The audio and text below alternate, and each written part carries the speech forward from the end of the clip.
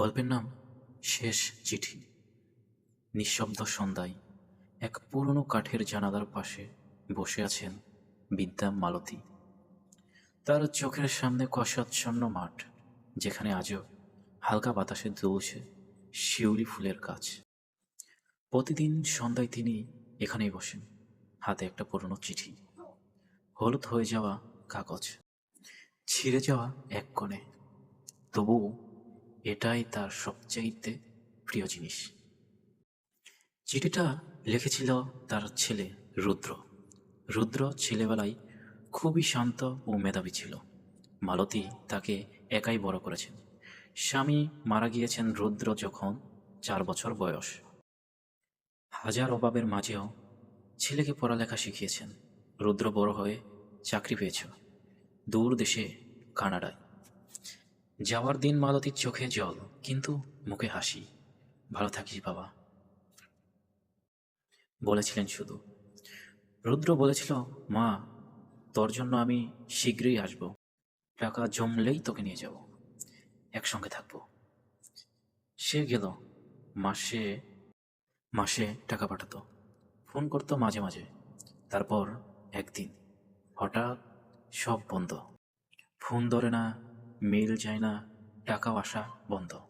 মালতী প্রথমে ভেবেছিল তার ছেলে হয়তো ব্যস্ত আছে, পরে ভাবলেন হয়তো অসুস্থ।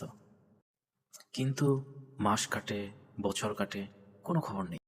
পাড়া প্রতিবেশীরা বলতো, ভুলে গেছে তোমাকে, নতুন সংসার পেতেছে নিশ্চয়। মালতী কারো কথা বিশ্বাস করেনি।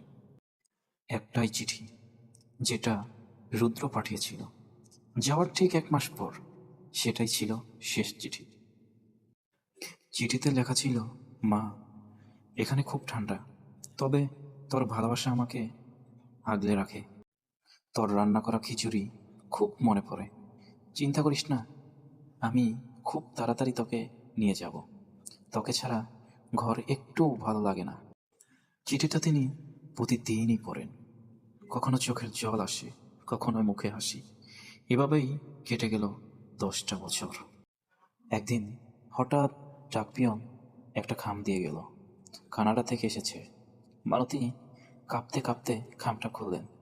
চিঠি নয়ই, সেটা ছিল কাগজের একটা নোটিশ।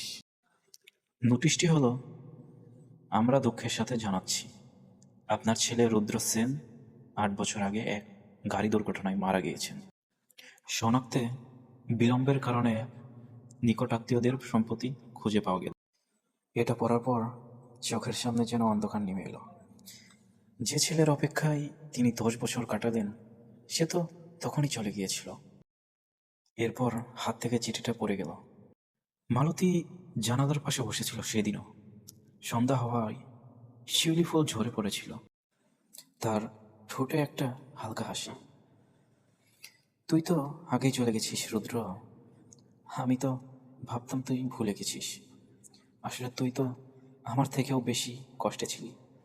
সেদিন রাতে মালতী আর ঘুম থেকে ওঠেনি। সকালের আলোয় তার বুকের পাশে ছিল সেই চিঠি, রুদ্রের লেখা শেষ চিঠি। আর মুখে ছিল শান্ত হাসি। গল্পটা এখানেই শেষ।